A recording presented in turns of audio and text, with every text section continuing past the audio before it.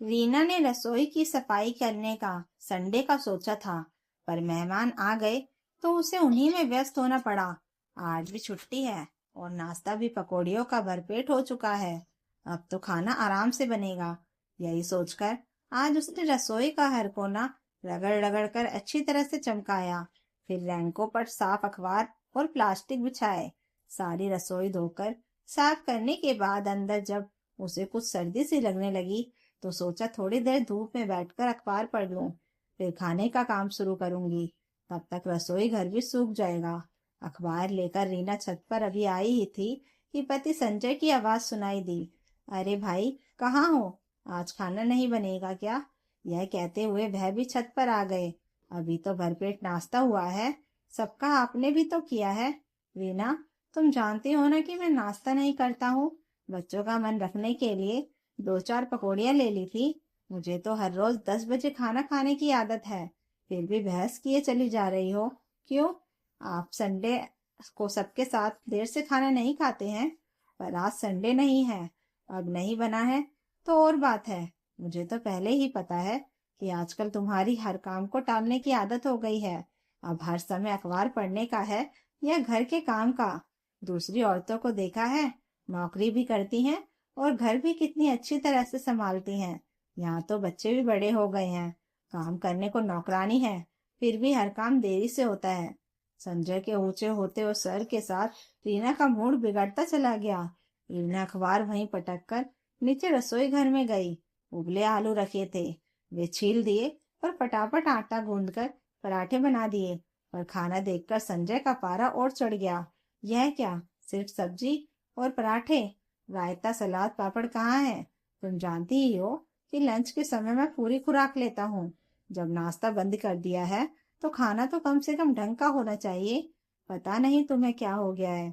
सारे उलझुल कामों के लिए तुम्हारे पास समय है, बस मेरे लिए ही नहीं है। गुस्से में संजय ने थाली एक तरफ सरका दी। रीना का मन हुआ कि वह भी फट पड़े। एक तो दिन भर काम में जुटे रहो, उस पर फटकार भी सुनो। आखिर कसूर क्या था उसका? रसोई की सफाई ही तो की थी। चाय नाश्ता खाना, घर की संभाल, बच्चों की देखरेख, उसमें उसने पूरी जिंदगी गुजार दी। पर किसी को संतोष नहीं। बच्चों को लगता है कि उनकी माँ मॉडर्न और स्मार्ट नहीं है, जैसे औरों की मम्मी है। संजय को तो अब नौकरी पेशा औरतें अच्छी लगने लगी हैं, 4 पैसे जो कमा कर लाती हैं। घर गृहस्थी संभालने वाली तो इनकी नजरों में गंवार ही है। संजय तो गुस्से में बाहर निकल गए थे, पर रीना ने बेमन से पूरा खाना बनाया। बेटी नेहा भी तब तक सहेली के घर से आ गई थी और बेटा राहुल कोचिंग से। दोनों को खाना खिलाकर वह अपने कमरे में चली आई।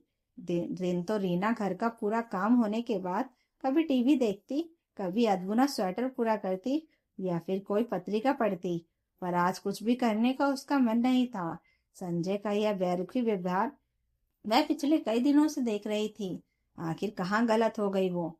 क्या इन घरेलू कामों की कोई अहमियत नहीं है? अगर बाहर नौकरी करती होती तो क्या तभी अहमियत थी उसकी? शादी हुए पूरे 18 साल हो गए। जब शादी हुई थी उसी साल एमए फर्स्ट डिवीजन में पास किया था उसने। चाहती तो तभी नौकरी कर सकती थी, इच्छा भी थी, पर उस समय तो ससुराल वालों को नौकरी करती हुई बहू पसंद नहीं थी। संजय भी तब यही कहते थे कि बच्चों को अच्छे संस्कार दो, उनकी पढ़ाई में मदद करो, घर संभाल लो, यही बहुत है मेरे लिए। उसने सब कुछ तो उन्हीं की इच्छा अनुसार किया था। देवर की शादी हो गई, देवरानी आ गई, तब भी सास ससुर उसी के पास रहे।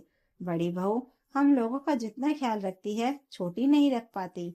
माँ जी तो अक्सर कह देती थी, बच्चों को संभालना, बूढ़े सास ससुर की सेवा करना, घर गृहस्थी देखना, सब कुछ तो कुशलता से निभाया था उसने। फिर ससुर जी की मौत के बाद यह सोचकर माँ जी का ख्याल वो और भी ज्यादा रखने लगी थी कि कहीं इन्हें अकेलापन महसूस ना हो। पर अब क्या हो गया?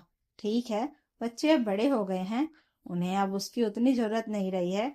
माँ जी ने भी अपने आप को सत्संग भजन पूजन में बिजी कर लिया है। संजय का प्रमोशन हुआ है, तब से उनकी भी जिम्मेदारियां काफी बढ़ गई हैं। बच्चों की भारी पढ़ाई है, फिर नेहा की शादी भी 4-5 साल में करनी है। शायद इसी बात को लेकर संजय को अब नौकरी पेशा औरतें अच्छी लगने लगी हैं। पर क्या देखते नहीं कि उनका भी तो काम कितना बढ़ गया है। सुबह 6 बजे से काम की जो दिनचर्या शुरू होती है तो रात को 11 बजे ही सिमटती है। फिर उन्हें ऐसा क्यों लगता है कि वो फालतू है? घर के सारे काम क्या अपने आप हो जाते होंगे? और तो और नेहा जब से बाहर हॉस्टल में गई है और राहुल की कोचिंग शुरू हुई है, बाजार से भी सारे काम उसे ही करने पड़ रहे हैं। पर नहीं, सबको यही लगता है कि वो फालतू है। सबको उससे सिर्फ शिकायतें ही शिकायतें हैं। और तो और माँ जी पहली बार 10-15 दिन के लिए देवर के पास रहने गई, तो वो भी जाते समय यह कहने से नहीं चूकी, बहू तुम मेरी देखभाल करते करते थक जाती हो, तो सोचा कि छोटी के पास कुछ दिन रह लूं। अनमनी सी रीना बाहर बरामदे में पड़ी कुर्सी पर आकर बैठ गई। पास ही नेहा सिर झुकाए डायरी में कुछ लिख रही थी। क्या कर रही है माँ? अब दिसंबर खत्म हो रहा है ना, तो अपनी उपलब्धियां लिख रही हूँ इस जाते हुए साल की, और तय कर रही हूँ अगले साल मुझे क्या क्या करना है। नए संकल्प भी तो करूंगी ना। अच्छा, क्या उपलब्धियां रही? माँ, सबसे खास उपलब्धि तो इस साल की यही रही कि मेरा मेडिकल में चयन हो गया है। अब मैं संकल्प करूंगी कि मेरा करियर इतना अच्छा ही रहे, हर परीक्षा में अच्छे नंबर आते रहे। नेहा कुछ सोचते हुए बोली, मम्मा, मैं अपनी ही नहीं, राहुल और पापा की भी उपलब्धियां लिखूंगी। देखो ना, राहुल को इस साल स्कूल में बेस्ट स्टूडेंट का अवार्ड मिला है, और पापा का तो प्रमोशन हुआ है ना। रीना ने भी उत्सुक होकर नेहा की डायरी में झांका, तो वो बोली, मम्मा, आप भी अपनी उपलब्धियां बताओ, मैं लिखूंगी। और आप अगले साल क्या करना चाहोगी, यह भी। यह सुनते ही रीना का उत्साह फिर से ठंडा हो गया। क्या बताए, कुछ भी तो उपलब्धि नहीं है उसकी। अब घर भर के लिए फालतू हो जो चली है वो। और एक ठंडी सांस न चाहते हुए भी उसके मुंह से निकल ही गई, ओहो माँ, आप बहुत थक गई हो, आपको थोड़ा चेंज करना चाहिए। नेहा कह ही रही थी कि फोन की घंटी बजने लगी। नेहा ने ही दौड़कर फोन उठाया।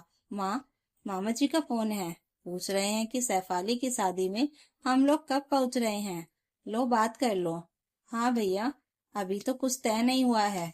बात यह है कि इन्हें तो फुर्सत है नहीं, क्योंकि बैंक की क्लोजिंग चल रही है। नेहा के एग्जाम भी शुरू होने वाले हैं, और राहुल के अगले ही हफ्ते बोर्ड के एग्जाम हैं। पर तू तो आ सकती है ना, भैया ने कहा। रीना क्या जवाब दे, यह सोच ही रही थी कि नेहा ने आकर दोबारा फोन ले लिया और बोली, मामा जी, हम लोग भले ही ना आ पाए, पर मम्मी जरूर आएंगी। और नेहा ने यह कहकर फोन रख दिया। माँ, आप हो आई है ना भोपाल? है ही कितनी दूर, एक रात का ही तो सफर है। आपका चेंज भी हो जाएगा और नाते रिश्तेदारों से मुलाकात भी हो जाएगी, और फिर दोनों मौसियां भी तो आ रही है ना। माँ, आप यहाँ की चिंता बिल्कुल ना करें, मैं अपनी पढ़ाई के साथ साथ घर भी संभाल लूंगी। बस पापा और राहुल का ही तो खाना बनाना है, फिर लीलाबाई है ही मदद के लिए। बस आप तो अपनी तैयारी करो। जाने का ख्याल तो अच्छा लगा था रीना को भी, पर संजय क्या उसे जाने देंगे? रीना तो अभी भी असमंजस में ही थी, पर नेहा ने संजय को राजी कर ही लिया। फटाफट दूसरे दिन का रिजर्वेशन भी हो गया, और नेहा ने माँ की सारी तैयारी करवा दी। शादी की गहमा गहमी में रीना को भी बहुत अच्छा लगा। रात रात भर जागकर बहनों से गपशप होती रहती। सब रिश्तेदार के समाचार मिले। भैया ने बेटी की शादी खूब धूमधाम से की। शेफाली के विदा होते ही घर सूना हो गया। रिश्तेदार तो चल ही दिए थे, बहनों ने भी जाने की तैयारी कर ली थी। भैया, मुझे भी अब लौटना है, रीना ने याद दिलाया। अरे, तुझे क्या जल्दी है? नेहा और शशि तो नौकरी पेशा हैं, उनकी छुट्टियां नहीं हैं, इसलिए उन्हें लौटने की जल्दी है। पर तू तो रुक सकती है, भैया ने सह स्वर में ही कहा था। पर रीना को लगा जैसे किसी ने फिर से कोमल मर्म पर चोट कर दी है। सब बिजी हैं, सब एक वही फालतू है। वहां भी सब यही कहते हैं, और यहाँ भी। भैया के बहुत जोर देने पर वह 2 दिन और रुक गई, पर लौटना तो था ही। बेटी को भी वापस हॉस्टल जाना है। राहुल पता नहीं ढंग से पढ़ाई कर भी रहा होगा या नहीं। सब कुछ भूलकर उसे भी अब घर की याद आने लगी। वापस लौटी तो देखा स्टेशन पर सभी उसे लेने आए थे। माँ, आपको लेने बस दादी नहीं आ पाई, क्योंकि वह अभी यहाँ नहीं है। पर उनके 2 बार फोन आ गए हैं, और वे जल्दी ही वापस आने वाली हैं। कह रही थी कि मेरा मन तो बड़ी बहू के पास ही लगता है, वह बहुत अच्छे से मेरी सेवा करती है। जितना वह मेरा ख्याल रखती है, उतना और कोई नहीं रख पाता। नेहा ने पहली सूचना यही दी थी। उधर राहुल भी कह रहा था, आपने इतने दिन क्यों लगा दिए लौटने में? 2 दिन ज्यादा क्यों रुकी? अच्छा, पहले घर तो पहुंचने दो। रीना हंसकर रह गई। संजय चुपचाप गाड़ी चला रहे थे।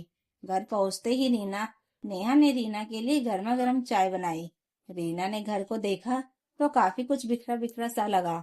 माँ, अब यह मत कहना कि मैंने घर की संभाल ने ठीक से नहीं की, और रसोई तो देखकर बिल्कुल भी नहीं। आप तो बस गर्मा गर्म चाय पियो और फिर अपना घर संभालो। चाय पीने के बाद नेहा ने माँ के आगे एक डायरी बढ़ाई तो वो बोली, ये क्या है माँ? आप तो अपनी इस साल की उपलब्धियां बता नहीं पाई थी, पर पापा ने खुद ही आपकी तरफ से यह डायरी पूरी कर दी है। और पता है, सबसे ज्यादा उपलब्धियां आपकी ही हैं।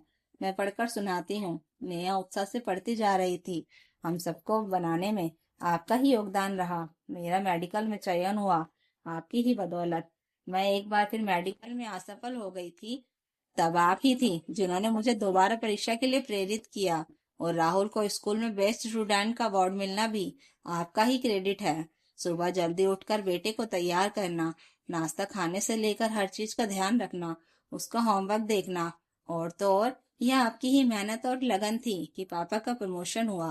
पापा कह रहे थे कि जब कभी ऑफिस में किसी कारण से उन्हें लौटने में देर हो जाती तो आपने कभी कोई शिकायत नहीं की, बल्कि उनके गैर मौजूदगी में दादी को डॉक्टर के पास तक आप ही लेकर जाती रही। बस बस, अब बस कर। अपनी तारीफ पर शर्माते हुए रीना ने नेहा को टोका। उधर संजय मन ही मन मुस्कुरा रहे थे। अब नया संकल्प हम सब लोगों का यह है कि तुम इसी तरह से हम सबका ध्यान रखती रहो। संजय के कहते ही ये सब हंस पड़े। यह सब सुनकर आज रीना को लग रहा था कि एक घना कोहरा जो कुछ दिनों के लिए उसके दिल दिमाग पर छाया हुआ था, अचानक से अब हट गया है। तो दोस्तों, अगर कहानी अच्छी लगी हो तो लाइक कीजिए, कमेंट कीजिए और हाई बटन दबाकर हमें और कहानियां लाने के लिए मोटिवेशन दीजिए, और चैनल को सब्सक्राइब जरूर कर लीजिएगा। Thank you for watching.